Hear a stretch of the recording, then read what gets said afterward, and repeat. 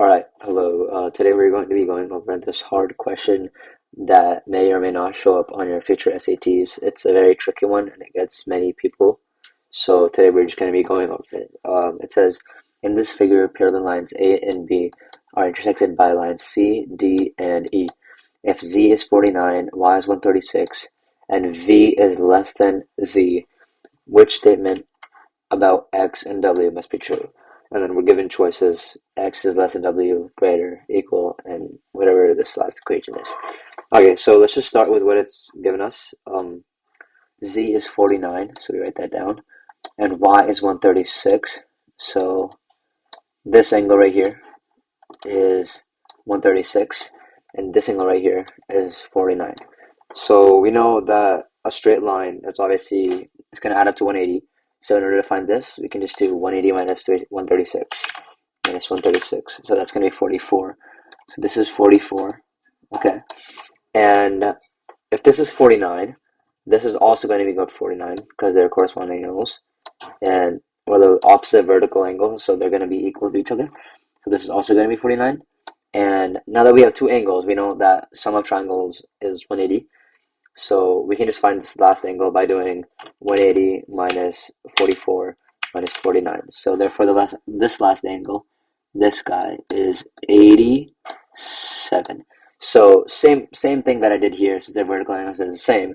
With that being said, 87 is the same as W. So W is equal to 87. Now it's asking us what statement about X and W must be true. So we found W. We have to find X now. So now if we look at here, this angle is also going to be equal to 49, as because we can see here A and B, it said it's parallel, which means that this angle and this angle have to be the same.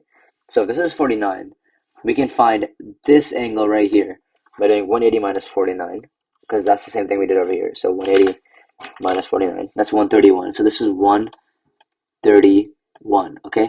So keep in mind, this isn't a triangle anymore. We still have this angle defined, okay?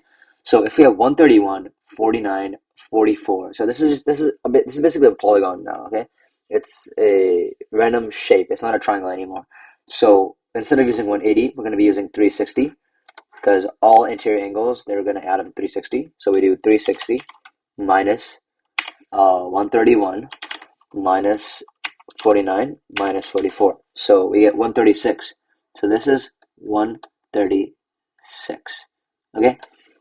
Now, so if this is 136, now using the same logic that we've been using, if this is 136, obviously this is going to be 180 minus 136.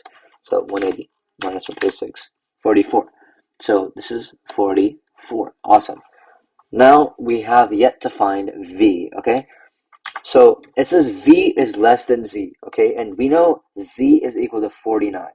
If we know Z is 49, so then we can suppose this, okay? Let's suppose V is 49. So if V was 49, that would be 180 minus 44 minus 49 to find this angle, right? We're trying to find X, right? So same vertical opposite angles, X would be equal to this angle right here, which we don't know. And V has to be less than Z, but let's just say that V is equal to Z. So Z is 49 and V is 49. In that case, this would be 87 and they would be equal to each other. But that's not what it's asking. It's asking V is less than Z. So let's put any value less than 49 for V. So let's put 48 or 46.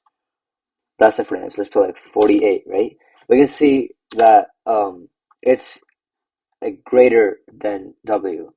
So X, right, would be 89 if it was less than 49.